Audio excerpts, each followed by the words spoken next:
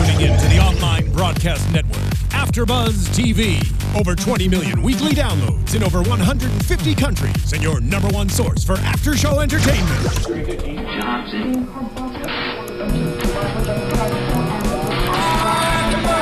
AFTERBUZZ TV, the destination for TV superfans. Producing aftershows for over 300 of your favorite TV shows. Interviewing celebrities and showrunners. And bringing you behind-the-scenes exclusives. All thanks to E! Entertainment's Maria Menounos, producer Kevin Undergaro, and internet leader Akamai. Now, let the buzz begin! We had to, you guys. We had to. For those of you listening on iTunes, Ghostbusters! we're having a dance party today.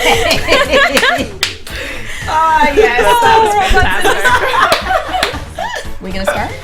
Anyway, yeah, sorry. Hello, Robots in Disguise fans, and welcome to another AfterBuzz TV Robots in Disguise after show. We are covering episode 24, Ghosts and Imposters.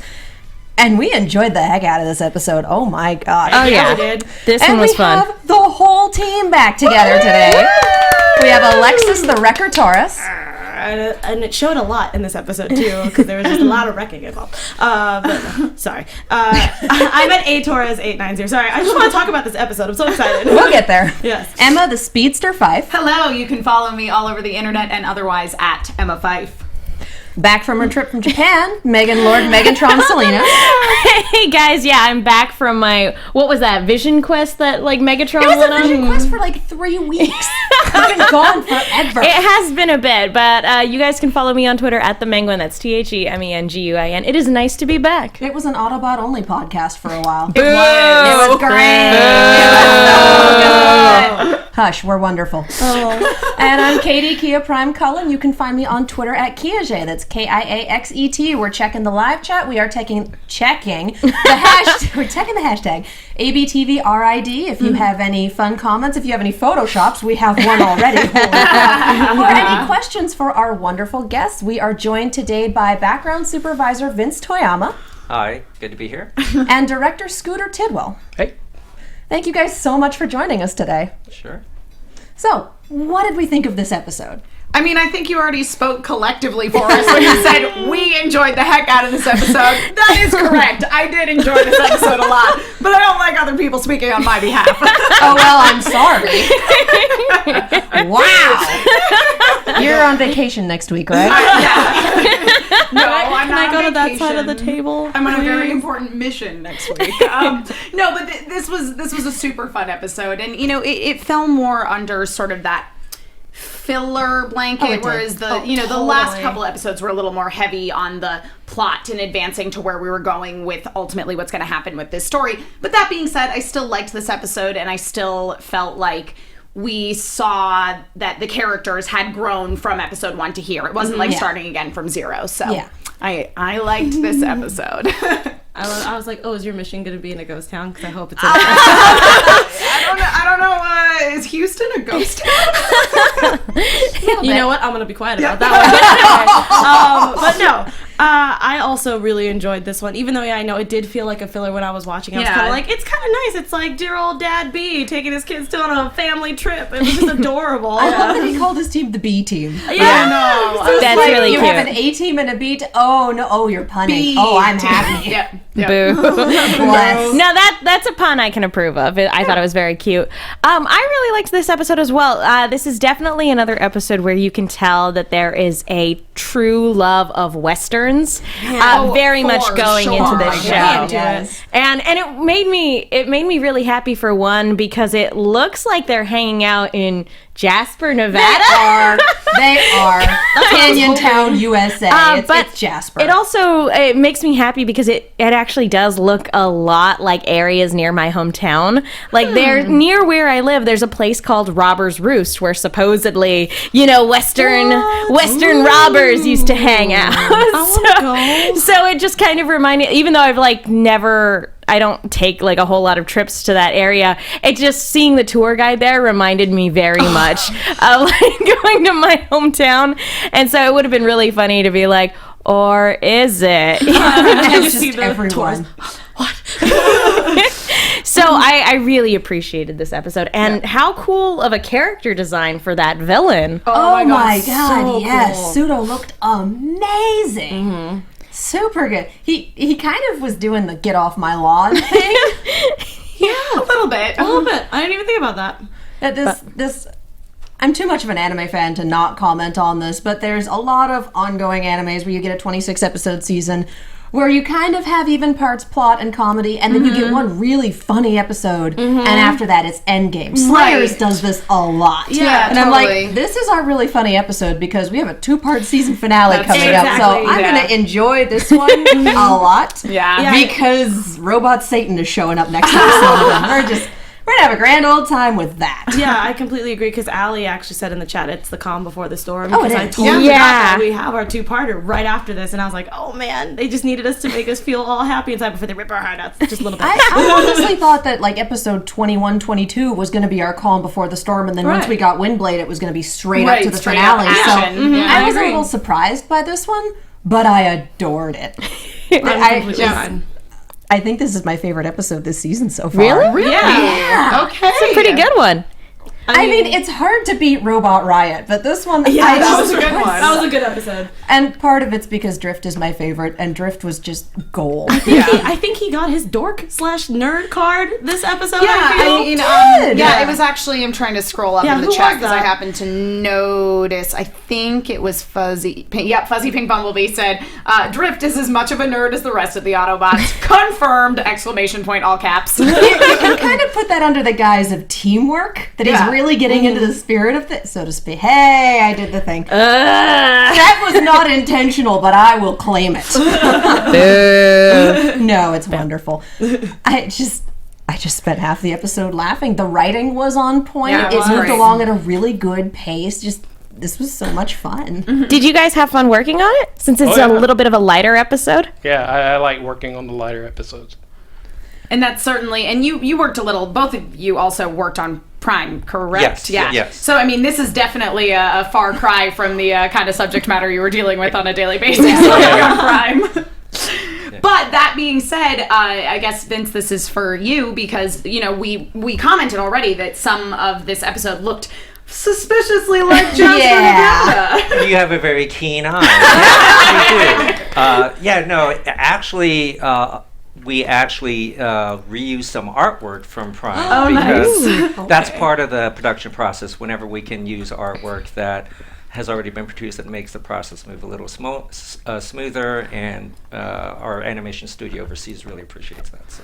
That's awesome. So was that the intention that they went to Jasper, or is it just kind of a, hey, sort of thing? You know, I think it was intentional, actually. Yeah, I'm pretty sure it was. Yeah, but we submitted artwork that we actually produced for Prime, so it was like, well, here we are again, you know. But the actual layout of that town was new. That was a new build, new design. Oh yeah, Jasper's not quite a ghost town. Just close to it. Were there any particular, like, real-life ghost towns that you guys were drawing from with this episode? You know, not specifically, no. It was more about just, like you said, the writing was so good, and like your responsibility as a background designer is literally to stay in the background and just support the staging and the story.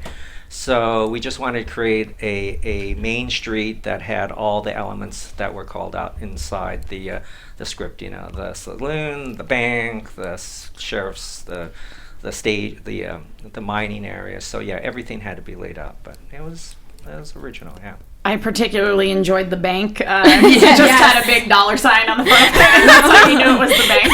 That is universal.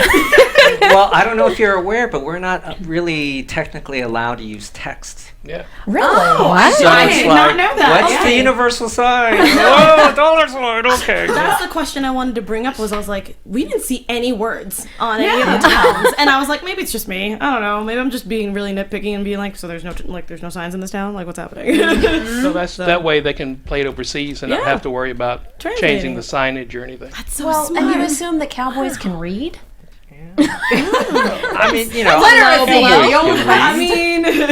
I wouldn't mind. I would like to push for that, but you know, our executive producer Jeff Klein really wanted to push that aspect of it. So that's part of the game. So try to make it universal, and big $, big star for the sheriff. I saw that and I was like, what is that? Vandalism for a prank. Yay! Was there anything about this episode that got left on the cutting room floor? I don't think so. I think what you saw is pretty much what we had intended. All right. I think I don't think anything got cut. All right. You guys tend to run a pretty tight ship. Like everything, you guys don't waste anything. We try not to. No. Mm-hmm. Yeah, that's actually a big part of the production, direction. It's like whatever assets we can reuse, try to reuse that.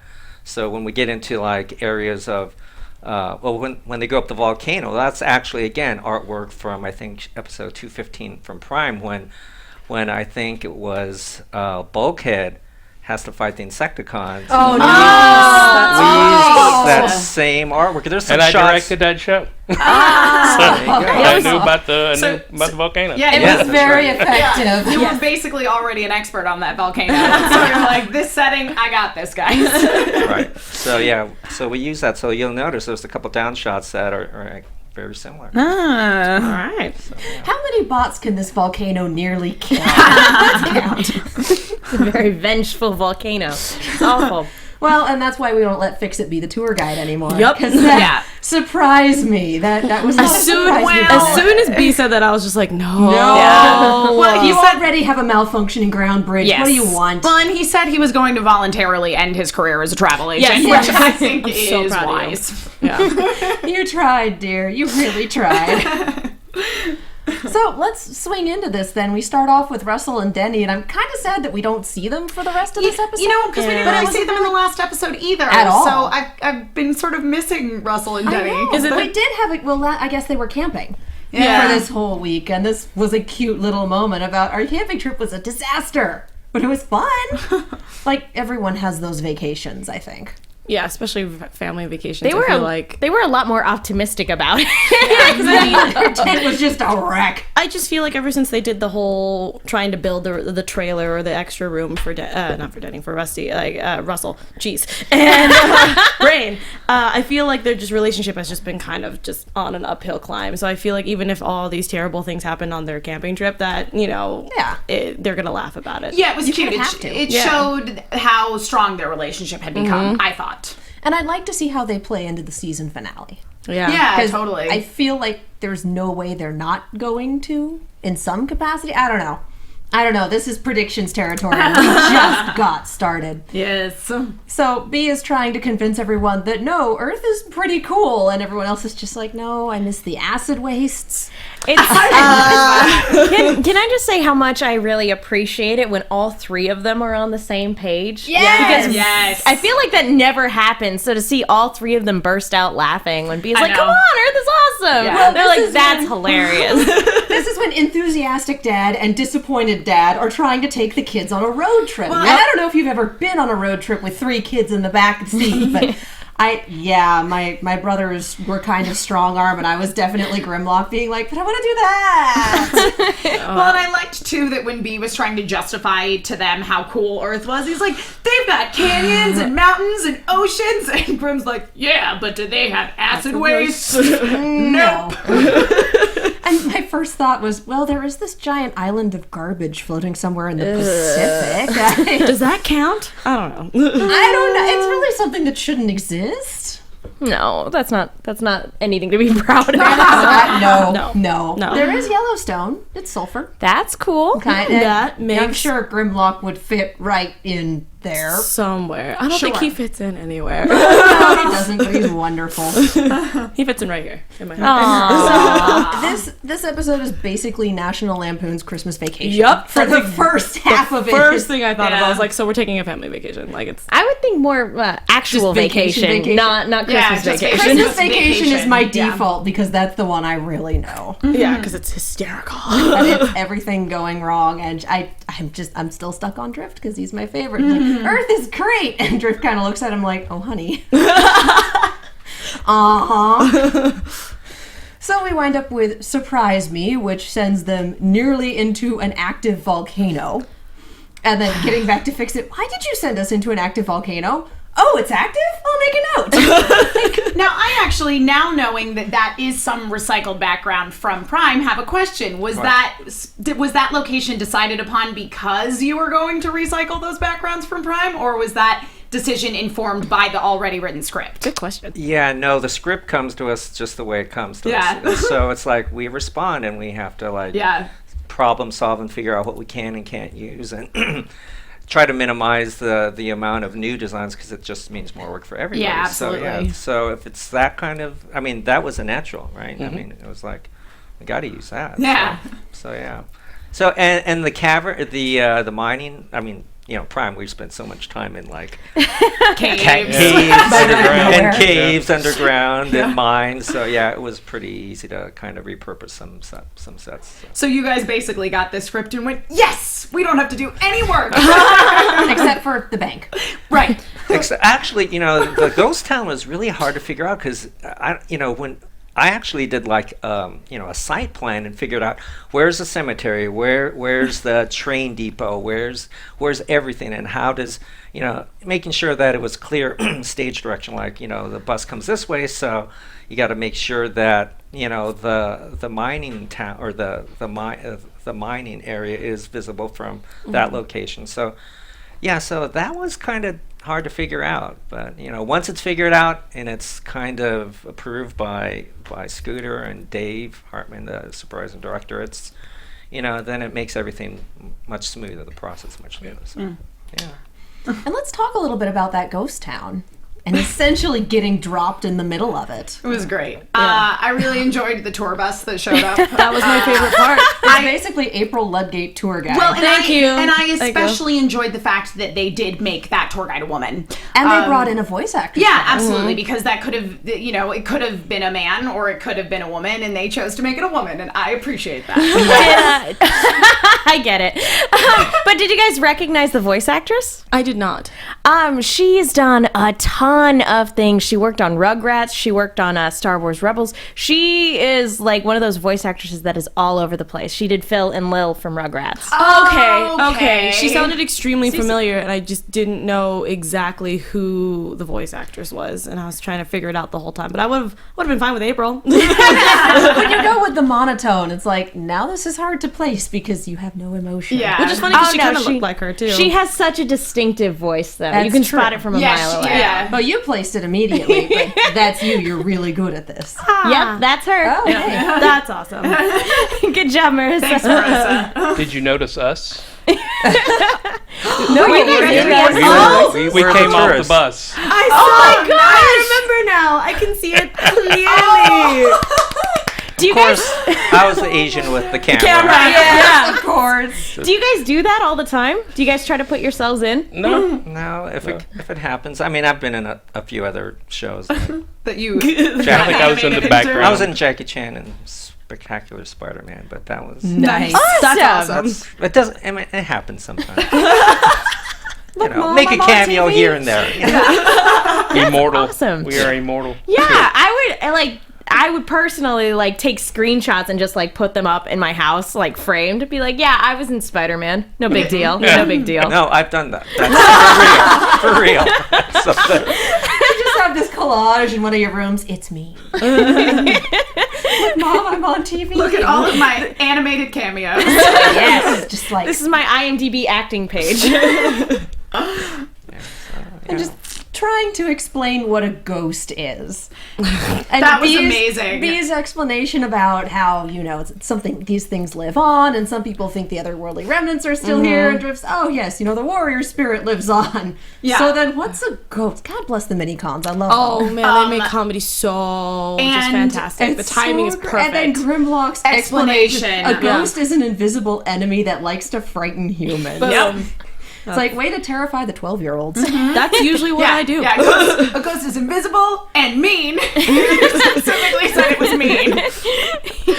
And then just, humans may show fear, but we do not. Like, disappointed dad. I know. Well, and the mini-cons then recoiling, being like, oh, no, that was not It was fair. a small tactical retreat to achieve battle readiness, and he just Boo. I love the Scooby-Doo, like, jumping into each other. Yeah, they've been doing that a lot lately, and I'm just like, oh man, I love minicons. It's so cute. I feel like they've loosened up a lot being around the group, and Yes. they've probably started watching the movies and the cartoons and whatnot with Russell. I would pay so much money to see Drift sitting like behind the couch just watching this and just like, this is not real. You can actually see him watching the talent show in the short about Grimlock and Fix-It. I haven't seen it yet, so There's one point where you just see the back of his head, and you know this short came out months ago before he was introduced, and so it's like, okay, and then going back when, why is Drift watching the show? He's part of the family, and Jetstorm and Slipstream are probably up next. Yup. I just want to bring up one thing in the chat that DBC King 02 says. It was nice to hear Bumblebee let loose his inner Eric Matthews. Yes, I completely agree. That's why I had to say it, because I completely agree. Yeah. He's such a wonderful history nerd, and I love it. Yeah. And then they decide they're going to bond by pranking the tourist, which I'm impressed by Strong Arm. Not She was making the train whistle. noises, yeah. Oh, Like, how do you chilling. do that? Yes. Killing. But the best part of the whole pranking the humans actually happened after the humans already decided to leave. Drift comes out in a giant canvas sheet. Drift the unsuccessful sheet ghost. And this is actually the Photoshop that we have this week from Yes. Jack Skellington on Twitter, Oh, which my word. he sent it to us before we even started the show. Well done. But it's don't forget to talk about Drift the unfriendly ghost. And it has Drift and Jetstorm and Slipstream photoshopped over I don't know if you guys can see it, but there Well, it is. I just retweeted it, so if anyone's watching it, it's also in the hashtag. I think we've Yeah, all I'm retweeted retweeting. it. All of us are I'm just like, retweeting it right yes. now. Yeah, check out the hashtag. And then it's like, oh, Master, your noises were very intimidating. Like, guys, he can still intimidate the bolts out of you. So, Yeah. yeah. No, but I loved that though, because they were so sincere with, like, the minicons were so sincere when they were saying that to him. Like, that's the thing that I love about Jetstorm and Slipstream so much, is that they are these incredibly sincere characters. There's no hint of irony. Yeah, there's no sense of irony with them. I don't think they would know irony if I they know. had face. Like, just throwing it at his face. It's Like, a couple, clearly. they're like, what, young teenagers? One's like 15. Yeah, one's like 13. Yeah. It's really challenging to pull that off. It's one of the only shows where 2 to 3 years apart is a running inside joke. Like, what the heck are we doing? I will say though, I do want to know what kind of movies that they've been watching for them to draw the points of reference that they have. Yeah. Like to know, oh yeah, ghosts look like this. They have a sheet over them. And that is a giant. Might Where I did you say even a find that? giant I was sheet? gonna say, where did It covered most of Drift's body, except for like his feet. You know, when you Yeah, want where to do cover, they when you want to cover a car, when you want to keep something protected, Yeah. you put a canvas sheet over it. right. So if they have, it's probably in one of the old buildings. Okay, that makes Well, sense. I'm gonna ask And you pull out guys, and put a couple because you holes in went it. into such painstaking detail to design this town. You should tell us. Where Yeah, did the tell sheet us where. come from? Well, that's an excellent question. Well, they've got guys that come in and out of this place, so One of them just left a sheet behind? no, it's just somebody evidently works on the place. The place isn't knocked down, so Yeah, Okay. you're That's right. true. Maybe That's right. it was Maintenance. covering up a building or something. It was just like Somebody this, where it's probably perfect. brought a trailer and just actually the had a first tarp time I over ever the thought of trailer. it. Improvising. I would The have tarp loved. was just always there. I would have loved to see like a little tiny little cut of just them like trying to figure out how to cut the holes. And, like, They have blades. I mean, know it's that, not but it that would hard. no, it's not hard, but it'd be really funny of him to be like giving the mini cons like to cut the holes and then throwing it on top of Drift, and he's like, okay, 1, 2, 3, and I then- missed oh. everything. Yeah. Well, that's what happens when you insist on cutting the holes in perfect circles. Yeah. I mean, DBZ King 02 in the chat theorizes that the movies that they're watching to have this point of reference for ghosts are the same movies that Dipper watches on Gravity Falls Horror Movie Channel. you know what? I can totally see that. Fair. Can you see them all watching Ducktective? Yeah. Yes. I love it. Yes. He's really involved. Strong That commenting show. on police procedure. That show has a good mystery element with a lot of jokes that goes over kids' heads. If you guys aren't watching Gravity Falls, you should. You should be. Yeah. Pretty good. Get on it. Get on it, guys. Well, while we have a break in the action of sorts, let's talk about iTunes. Thank you guys so much for watching and sending in your wonderful Photoshops and tweets and everything. We absolutely adore you, and I hope you all know that by now. And for the new people, we adore you too. And what really helps us out is if you go on iTunes, you find us in the shop, subscribe, leave a comment, all that fun stuff, because when you do that, you let our bosses know that, hey, you really like this show that has people talking about giant robots. And if you rate us 5 stars and subscribe, you're telling them, please let them continue to talk about giant robots. That's what keeps the sponsors coming in. That's what keeps the lights on in the studio, is you telling us that you like us. And we have reviews, and we give you shout-outs on the show. We do. Got a new one this we week. have a new one this week. This is from Hayes, Detroit. It is entitled Wonderful Show, 5 stars. Oh. And he or she, unclear, They. says, I dig all the hosts, great personalities, and beautiful puns. I'm working on an army of Legends fix-its, and I'm blaming your show. Thanks. Zero regrets. Zero regrets. See, people approve of my puns. It's just you. It's just you. I have no comment on the matter. I can neither confirm nor deny the liking of this. But no, I was laughing earlier at Night Chick, who was saying, Sideswipe, it's too quiet. Then Drift saying, a location can't be too quiet. It is Was either fun. quiet or it is not. That Sideswipe just shh. That was my favorite like little scene right It's like there. 4 episodes ago, Drift would have taken your finger off for that. Yep. I also really liked the scene where Strong Arm and the 2 minicons got locked in the vault. Yes. I wrote that down. If you're ever trapped in a locked vault again, just remember, you can always make your own back door. And they're just like, Well, and when they initially get locked in the vault and the lights go yes. on, it's so funny because she tells them to stay close, and you don't see this happen because you just see their You hear glowing this eyes thunk. and I just envision like the 2 of them just like glopping on her. Yeah.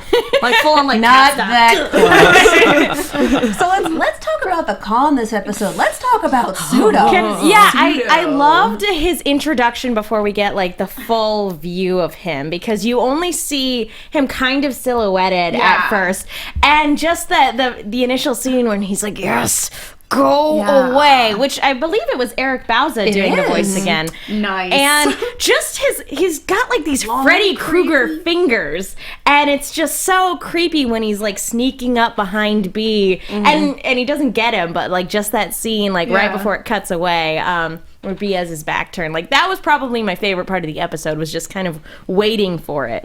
Well, and it's the ghost part of Ghost Town, and just the character design for this. Do we have an animal it's based off of? What is he based off of? Part Grim Reaper and part Yes, that well-known like that well-known centipede. I thought it was a chameleon Yeah, at like a first. centipede. That's what I was Well, thinking that of. centipede, that was kind of what I was getting from he it. seemed very insect-like, for sure. Though initially I will say, because you brought up Chameleon, Alexis, that when I heard the description of what he did, I was a little confused as to why he was not based on a chameleon, because he had chameleon-like powers of blending in with chameleons his are not very surroundings, scary. but chameleons are pretty adorable. They're Neither kinda are precious. Amazonian tree frogs. I mean, you are correct. But the other thing I to would kind argue of Springload's not very scary. You're talking to the person who keeps confusing him with Springtrap, and that's good enough for me. the thing that to keep in mind though is that a lot of insects do kind of That have is- no, that's camouflage absolutely and true. blending. Yeah. For me, the most off-putting thing about this particular villain wasn't his claws and it wasn't his shape-shifting abilities. It was the fact that he had no face. Yeah. That was so amazing. creepy. I liked It was it. so creepy. I It was into just eyes and hands, and that is horror movie material right there. good. Yeah. What was there any sort of main inspiration for this particular villain? Was it kind of just more like, hey, we want to do a Thing episode in a ghost town? The Thing happens the thing. Yeah, no, because The Thing Yeah, The happens to Thing. be one of my favorite horror movies so of all good. time. No, it just they wanted a creepy villain, and they really amped up the creepy factor. So You nailed it. Bill, holy You nailed it cow. right on the head. Man. Allie in the chat says he looked like he had Soundwave fingers. Yeah. I completely agree. Although, for all of the... I feel like this is the point where actions don't quite match words, because we had the talking about how he was the best spy on Cybertron, and he was arrested for selling secrets to enemies, and then he basically does the get off my lawn thing, and then once they find out he's here, he shows up as a duplicate of Drift. Like, no one's gonna notice this. I know. And I love how I was like, can you do this?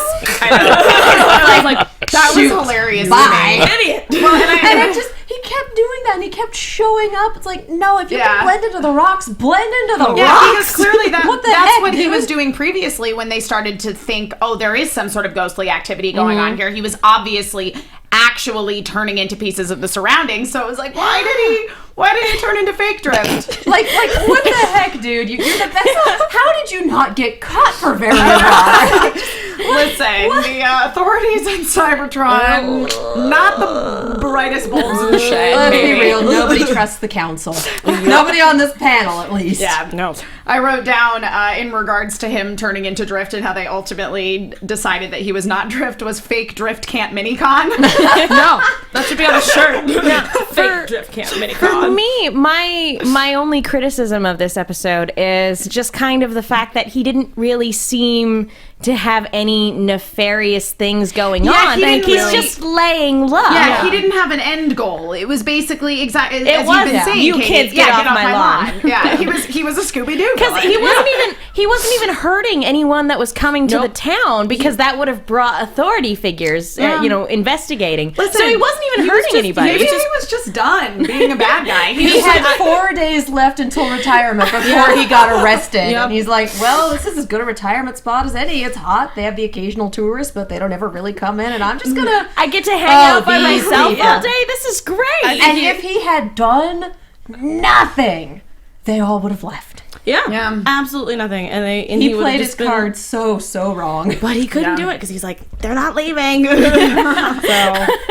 Careful, you're losing Steel Jaw. Steel Jaw just needs to hang in there, okay? Come on, buddy. Get it together. For being the best spy on Cybertron, he was kind of a terrible spy. I think maybe At he was least in just this episode. He was just in vacation mode. He's like, I wasn't supposed to be here today. I feel like he was just, he wasn't ready. I know. I'll pretend to be the quiet one. Shoot, he showed back up. Well, I can transform. Smoke bomb.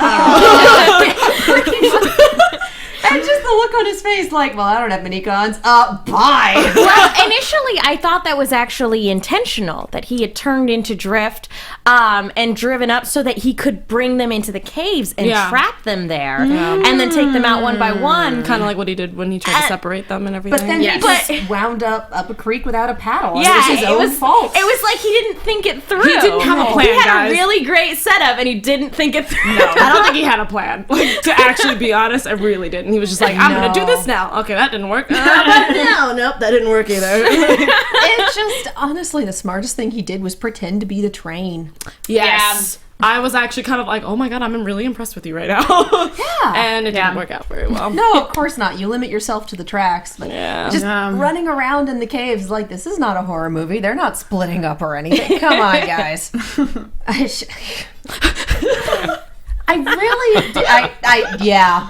Yeah. No just words. the Benny Hill style montage of him running up, punching people, transforming That running away. That was my, literally, like, I can rewatch this episode and the first thing I think of is like, oh, there you are, punch, change, punch, change. And I'm like, okay, that's a Why new did dance you move. sucker punch me? What's Sudo? From a That makes a lot more sense. Yeah. From a technical aspect, though, that was so fascinating It was to impressive. watch, like because we've seen them transform into vehicles, and Right. back. And so it was just really cool to see like the shape shifting going on in real time Yeah. from one bot to another while he's moving throughout. Especially the when they all were in the cave together and he was trying to figure out which bot to be at one point, and he literally was transforming into all of them, and it was crazy. And then he was in a weird frog stance and like leaped up a strong moment. I'm like, this is weird. This is so weird. Yeah. I liked when and this was a little after the fact, when he transformed into Sideswipe and he jumped over all of them. And Sideswipe's like, man, I look really good doing that.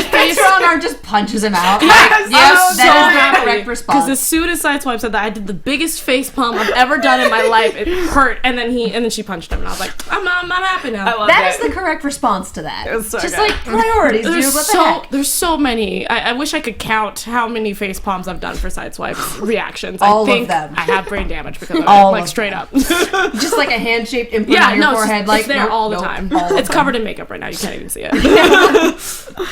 I was expecting at some point to see him become a weird combation of wanted bots. that to I happen was expecting so like a badly. chimera to happen. Yeah. Yeah, it would be almost like a like Megazord kind of situation. I was thinking more in terms of horror movie style. I was thinking also of that would be really funny. Like a Voltron. Yeah, it would have been hysterical and also kind of creepy. A little too difficult to model. Yeah. Just like I like your honesty. Yeah. Nope. Keeping straight of which, like when you've got like two drifts on the scene. Oh yeah. Which drift is the right one? Which is the fake one? Having to color code them in the board just to make sure that overseas they know, we know. Yeah. So it doesn't wind up as a cup game. Oh yeah. So Because what's they'll the ask, right drift? and they'll go, "Hey, which drift is this?" And you got to know. So when you get the script and you see that you guys are going to have one character running and like it's shifting and transforming as it goes from one character to another, do you guys sit down and go, okay, how are we going to do this? Yeah. And then we try to put stuff in the way. Like if you'll notice when he's transforming from, I believe it's, well, he's turning into, I think it's Sideswipe, and it's kind of a panning shot, and there's stuff going by in the foreground, which makes it a little easier. We try not to show too many shots that have him like fully on screen, because it deals them fits at Polygon when they have to do that. You want us to do what? Yeah, With who? exactly. Because the camera's moving and the character's moving and things They're on the actually character moving? are shifting. also. And you got to think about Super the lighting and impressive. everything too. It's super impressive, but it's hair tearing out sort of scenes. Just like nope, never again. Yeah, You're sending us a bottle we of immediately champagne. try to Yes. when we're presented with the problem, we immediately try to look at the easiest ways to kind of cheat the shots. And that way your animators don't hate you. Yes. Smart. I like it. I did love 2 Grimlocks. Grimlock doesn't have minicons. How are we going to figure this out? I wish that you guys could have saw me. I was squeeing hardcore. I was just like, this needs to be a thing, but at the same time, maybe not a thing. It was so What's his favorite cute. thing about the acid waste? And just, why would anyone literally, go to the acid? And real Grimlock bouncing up and down and waving his arms. Like, yeah, that really should have been your indication right there. I did like that his go-to was that this is a trick question, because in I liked normal that too. situations that's Yeah. what the It's a good trick guys question. do. They do ask a trick question. It's just I thought it was a trick question. The Kanye shrug and I everything. tried. It was great. Kanye shrug. I made the Sorry, He made my the best brain informed watching guess. Watching him do a Grimlock like shrug, but it's a Kanye shrug. Grimlock. Oh my word. Deal with it. he had to make the best informed guess, and you know when you're taking a multiple choice test and you have to make your best informed guess. I will give him a tiny itty bitty respect for that. Of like, oh, you tried. And A the for test effort, was buddy. made. Yeah. Just a misshapen gold star sticker. And Hey, the man. test was made. And then becoming the tree. The train! My brain is not working right now. And just the fastball special with the mini cons. Just this whole episode has been one really felt great bad for thing them. after another. And part of me is like, they have to have practiced this. And I'm like, no, they have to have discussed this but not with them. Yep. Yes. They pretty much picked him up like cats. It was just like, all right, you guys ready to do this? And it's just like throw up. And I was like, okay, wait. Can you get in there? How do you plan on getting us there? Yeah. But I love it wasn't just like him like chucking them. He threw them up in the air first and then like hit them like a baseball. Yeah, with fastball special. Yeah, like for real. And I was just sitting there going, oh, Grimlock, I really hope they know how to land. And then just, can you get him there? Yeah. Does a cat have whiskers that shoot lightning? I wrote that down too, so because confused. cats don't have whiskers that shoot lightning. I was so confused. Like whiskers, yes. Lightning, no. Maybe Cybertronian cat. Well, he also thinks kittens swarm, which he's not wrong. That's true. I mean, they do, just not in the way that he's thinking. No, I work at a cat shelter before the show, and I definitely got swarmed today. It's the first time in a long time that I've been beaten up by kittens, but I definitely have the marks for But it. it's in the most adorable way, though. I know. I don't know, maybe man. not? Have you Okay. ever been in the middle of swarming kittens? They're vicious. Oh, but I want to. Come to the shelter with me next week. Ashley Quadra one in the chat says that she liked the ending with Grimlock. On Twitter rather says that she liked the ending with Grimlock throwing the mini cons, which I agree. And I think I call that Grand Theft Train in my notes, just because that sure went off the rails. Yeah. It did. Quite literally. When they launched them, I was just like, it was just another reminder. I'm like, mini cons are not treated well in this world. No! That's why I felt bad for them. I'm like, come on, leave them alone, guys. Always get the short end of the stick. And Drift is just like, my children. Yeah, he's just like, go. Go for it. Go for it. This is part of your Fulfill your training. destiny. This is part of your training in teamwork. Well, that's not like pushing the Joseph. baby birds out of the nest to see if they'll fly. That is literally throwing throwing them. You're chucking them out of the nest. You pretty know, much at like, some point he approved this strategy, but they were not in on the strategy. They were watching Scooby-Doo with Russell. But I just loved that Grimlock was 100% committed to like, I got this, guys. This is gonna work. We're good, we're cool. Leave it to me. it's like he's done this before or something. I'm sure he has. Oh my gosh, DBZ King said Grand Theft Loco motive, and I'm just like, I wish that he had shaved. Oh, yeah. Just like that.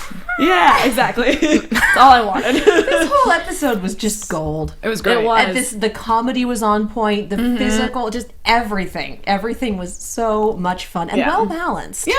Part horror movie, part ghost town. Like I said, my only criticism is that the bad guys seem to have no motive outside of leave me alone. It was I a just slow want to be in my episode. house. Yeah, I agree with you on that, Megan. Although it's something that the creators have kind of emphasized again and again, and something that we make a point of anytime we talk about Steeljaw or our crew of Decepticons, is that none of the Decepticons think of themselves as evil. No, so not at all. from this guy's perspective, he probably is just like, I just want to be alone. Yeah, just leave me alone. He's just on vacation, I guys. picked this town specifically because there was no one here.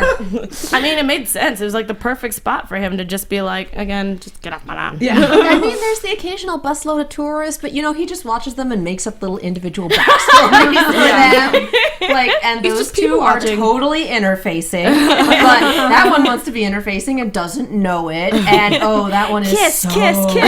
I could totally see him. He's like, now giant class. And yet he never comes up with the idea of pranking them in the way the other bots I know, do. yeah. He just wants, He wants a peace probably- and quiet, guys. He probably figures that'll bring more people. That's true. Yeah, that's true. That's true. He's content to make up stories about the ones who do show up. He's smarter you're right. than he looks. You're right, because if he was pranking them and people caught wind of the fact that there did seem to actually be some suspicious ghost activity in this town, people would start showing up. And I think the tour guide would have been a little bit more Enthusiastic. Enthusiastic, yeah. Gosh, And I just maybe there loved. isn't. I loved her absolute indifference towards her job. It was. I had a Jungle Cruise skipper at Disneyland Oh, the yeah. very first time I went on that did that straight monotone. And Really? it's the best skipper I've ever had. That's amazing. Well, you forget to tell about the punchline for that one. Well, it's also because, one, we'd never been on Jungle Cruise before, so we had no idea it was all puns all the time. Oh yeah, it's Since that's the skipper- Jungle Cruise. Wait. Did you go? No, but this she's was a told family the story vacation a when lot. I was like, say, Megan, you I was like, you would have never died go in on Jungle Cruise. I've been on it plenty of Oh, times. I've dragged her on there I've more only- than once. And I have only been to Disneyland once, and I was like 2 years old, so I don't remember anything, but I've seen videos We're of taking you. I know. Jungle Cruise, and I'm always just like, wait, that's the whole ride? It's just them saying puns? Yes, and it's wonderful. Oh, dear. That's debatable. I love it. It's wonderful. I love it. And the very first skipper was just dead monotone the whole time. So my family and I were looking at each other like, what the heck? And the very last part of the ride is Trader Sam, who is the head salesman of the jungle, and he has shrunken heads. Oh, gosh, and the gig is 2 of his heads for 1 of yours. Either way, you wind up ahead. So he tells the joke, either way, you wind up ahead. They asked to back the boat up because there's, things at the dock, and we can't dock yet. So when we go back in, he runs through the whole joke again. What? So then we get to 2 of his heads for 1 of yours. And the whole boat says it. And he looks at us and goes, now you know what my life is like. So that's all I could think of with this tour guide is just like, yes, monotone jokes. Or is it? And everyone takes that at face value like... They all took it so seriously. They did. They were really invested. Super gullible tourists who were just completely oblivious to the fact that their tour guide doesn't care. Maybe they thought it was part of the act, just like the jungle tour thing. And tour guide gets to safety first. It's the rules. No, but there was another thing since we were talking about Scooby-Doo and stuff like that. Beast War fan a while ago in the chat was like, and I would have gotten away with it too if it wasn't for you meddling kids, bounty hunter, and minicons. Then you know what? Actually, come to think of it, your little minicons he is very much like a Scooby-Doo villain in this episode. Like, it is pretty much like, oh, it was old man Sudo all along. Yeah, that's exactly what I was thinking. Super. Someone needs to do that. Just at the end, I guess I never convinced you that Earth was good. They're like, no, Earth is pretty cool. What were the reasonings of why they liked it? Well, lots of open space for free running. And Strong Arms was new rules to learn. Rules are always fun. Great. Okay, I remember Oh that. my God, really? Did Grimlock have one? I don't remember. He said that the sunset was better than the acid waste. I loved that was sweet. Yeah, that they stopped everything. And I'm talking about Drift and company talking about like friendship and teamwork and comrades. Like, yay! And then just Drift. We could be on any planet because it's you people. But yeah, that sunset was pretty spectacular. You guys did a really good job. A really nicely animated sunset, I must say. Well, yeah. Pass along the polygon. And then just fix it. Did you bring me back any lizard samples? Like, honey. No. No, we brought you back in Decepticon. Can we lock it up now? We have a lizard in cold storage. He removed Sideswipe's head once, but oh gosh, we don't need to relive that. Although to be fair, that is all that's out there when you live in the desert. It's just ghost towns, tourists on their way to Death Valley, and lots of rocks and lots of lizards. Yeah, that's basically it. And having lived in a haunted house, people eat those tours up. I know. I know. That was a thing. So yeah. Let's roll into predictions. Yes, please. Do we have it? Because we're starting the season finale next week, and it's a two-parter. I can't believe it's already the end of season 1 already. It's kind of ridiculous. We need more episodes. I know. Season 2 is a thing. I know. It's the actual season 2 now. It is happening. And I'm very excited for that. We don't have to do the mythical season 2 anymore. I was going to say, and Fuzzy Pink Bumblebee asked in the chat earlier if we could ask our guests a question that they're not going to be able to answer. Regarding characters from Prime showing up in season 2 of Robots in Disguise. Didn't Adam get that same question? Yes, I asked it. That's right. I threw it at him during the Comic-Con panel. I just want the people in the chat to know that we're not ignoring you, but our guests cannot answer that question. No comment. We can neither confirm nor deny. Adam and Jeff did say that was not a thread they wanted to drop. Like, it's still potentially in the cards. So it wasn't a yes, but it wasn't a sorry, we're not touching that. Right. Yeah. So I'm going to hold out hope. Me too. Been holding out hope for a year. I'm not going to stop now. I on the one hand, and it was actually while I was watching this episode, like in anticipation for our 2-part season finale. From the very beginning of this show, all I've wanted is for things from Prime to come back. And I still want that to an extent, but having seen through almost an entire season of this show, if it was standalone, there's part of me that would be kind of disappointed that we never get to see Jack and Miko and Raph ever again. But at the same time, I was like, this show is doing really well just as its own standalone thing. Show, and if they never want to go down that route, there's part of me that will always be, but we could have we could have had it all. But it's still like just as its own self-contained thing, it's still really good. And so I wouldn't be as heartbroken as I would have if you had just told me that from the get-go, you know? Alexis, what'd you see? Night Chick was like, we just need to ask Mitchell.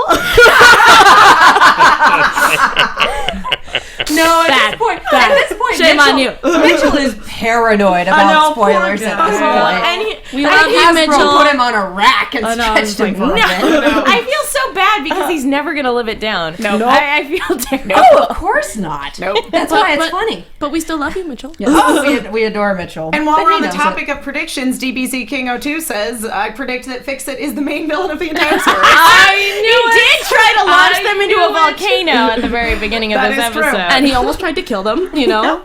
Just saying. That's Like, kind of the like us Terminator. thinking that Terminator in Star Wars Rebels, that Chopper is evil.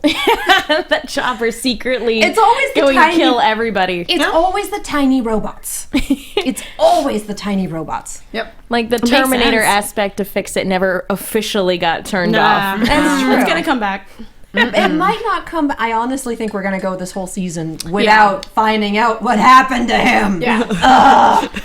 Which makes see. me really glad that there is a season two, because otherwise it would be like, guys, Yeah. So is there a behind the scenes thing? Is there a world Bible? Can I get my hands on? Yeah. This is take a shot every time Katie asks for the world Bible, I swear. I mean, you could literally watch through all our after shows and literally have a drinking game. Every single time. I think wouldn't it's from- recommend it. No. Because you die. Yeah. And this is a show for kids, and I really don't recommend it for our underage viewers. If any of Adults. I our was talking to the fans adults. wanted to maybe send us their own rules for the wouldn't be AFTERBUZZ opposed drinking to show, it. I would print it out and make a book. I'd we do it. do have prizes to give away. I was going to say. I would hang it.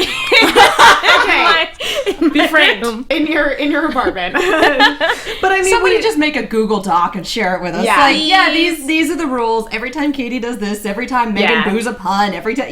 No, do it. because we can't officially condone that. No. Of course not. This is a kid's show. But we do have prizes that we need to give away, and we need to come up with a criteria for how we are giving them away. I think we should lay down our criteria next week for part 1 of the season finale and announce our winner during the actual last episode of the show. Okay, well, you guys have fun doing that. Then I'll be here. Well, you're here for the winner announcement. I'll be here for the winner announcement. Yeah, but Yeah. But She'll be here in spirit. be so sure to we tune have- in next week. Yeah, because for sure. we have the Combiner Wars San Diego Comic-Con exclusive with the 3 female bots. Yeah. Yes. Thanks to Margaret Scott last week, who gave us hers. So, tweet her and say thank you, because she's a wonderful human being.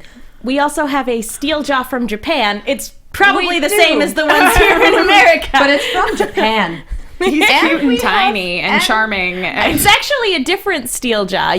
That is just for you, Just me. Alexis. But we have one that's this size. That's oh, Either way, I'm we could still losing my be drift. we could still be still jaw buddies. Yeah. though. Still jaw buddies. Yeah, it's the exact same as the ones they sell in America, only it has Japanese Only it's writing in on it. Oh, look how special you are. Japan also calls Bumblebee Bumble, which is still my favorite ridiculous I think it's thing. adorable. So, oh yeah, it's great. So we will announce the contest rules next week, and we will have a first prize and some runner-ups, because we have some runner-up prizes. We would definitely love a Google document, you guys. And do we have any actual predictions? Because I think we just got way off base. We know that Robot Satan is on his way. Yes. We know that Optimus is going to be back, because that's Chekhov's prime. We can't not.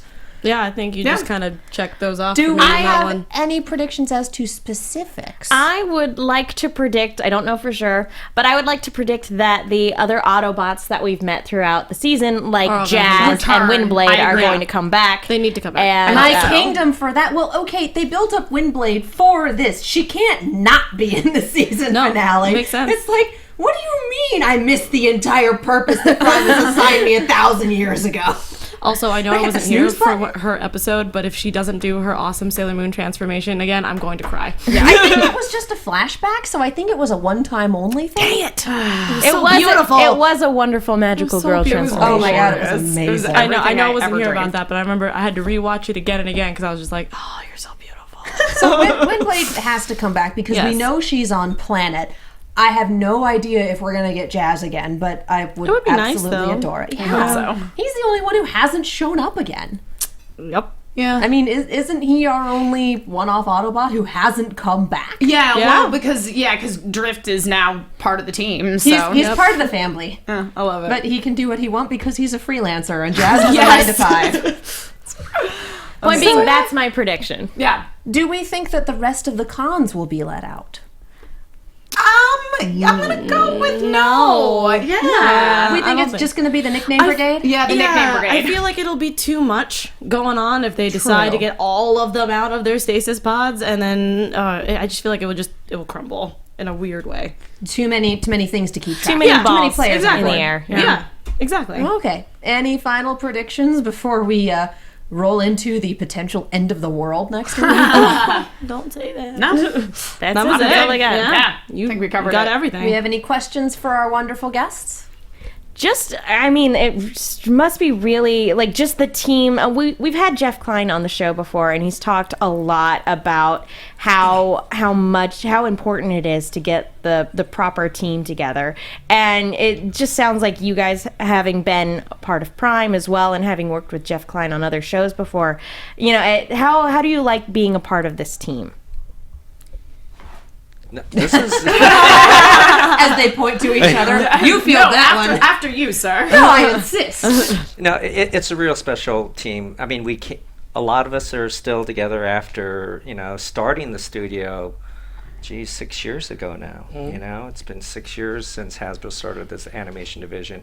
A lot of us have worked together before, but when we all came together on Transformers Prime, and we knew it was going to be a CG show, we knew it was a perfect vehicle for a CG animated series, and we realized we were going to be working with Polygon, and we had a great staff of designers. And then it went on to great success. We got those 9 Emmys, and for a good reason. Everyone delivered.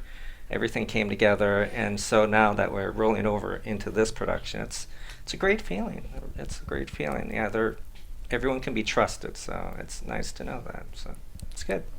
My board artist, it was that essentially were on every show that I worked on this season. Linnell Forrestall, Matt Humphreys, and Brandon McKinney. Those guys make me look good. These guys are really good. Well, it was a fantastic episode. Yeah. So much fun. That was fun.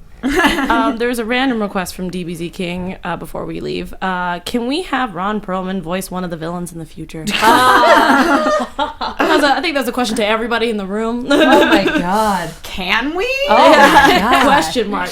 I have no influence at Hasbro. So. I feel like we need a Hannibal Chow type villain. Well, he's done a lot of voice work. He did the voice of Slade in Teen Titans, and he did the principal in Danny Phantom. So, we know he can do that. We know he can do comedy and then serious villain stuff as well. So I'd be all for that. He'd make a good con. So where can the fans go if they want to find out more, talk to you online, all that fun stuff? I guess on my blog, Toyama Blogspot. I'm not on Twitter, but you can find me at Hermosa Beach on Sunday mornings. I love that. Yeah. So anyway. And Hermosa Beach. Yeah. Check with him. He'll give me a message. Okay. Alexis, where can the people find you? You can find me all over social media as atorres890. You can also follow all my vlogs that happen every week. Also at youtube.com/atorres890. Also follow our sister networks here. Popcorn Talk if you love movies, and blackhollywoodlive.com where I talk about geek news and things like that. You can find me all over the internet and otherwise at Emma Fyffe. It's my name, EMMAFYFFE. For those of you who are listening, that is all F's as in Fred, no S's as in snake. They sound the same on the phone or when you record them. And I'm Megan. You can follow me on Twitter at TheMenguin. That's TheMenguin. I'm also on a bunch of shows here at AfterBuzz, including Fear the Walking Dead, which is later tonight. I'm Katie Cullen. You can find me on Twitter, Tumblr, and Instagram at Kiaxet. That's Kiaxet. I'm also on Snapchat at Kia Prime. I'm also on a whole bunch of shows here, including Red vs. Blue. The season finale is coming up in 2 weeks, and Z Nation, which starts in 2 weeks. What is my life? I also write movies. I write movies. I write We know. I've seen them. I try. We write articles for The Movie Chick. That's Chick with 2 Ks. And yeah, we're just all over the dang place. Thank you so much for joining us today. You guys have been fantastic. We had a great time. It was a lot of fun. And thank you to everyone who's watching. As always, transform And roll out! From executive producers Maria Menounos, Kevin Undergaro, Phil Svitek, and the entire AfterBuzz TV staff, we would like to thank you for listening to the AfterBuzz TV network. To watch or listen to other after shows and post comments or questions, be sure to visit AfterBuzzTV.com. I'm Sir Richard Wentworth, and this has been a presentation of AfterBuzz TV. The views expressed herein are those of the host only and do not necessarily reflect the views of AfterBuzz TV or its owners or principals.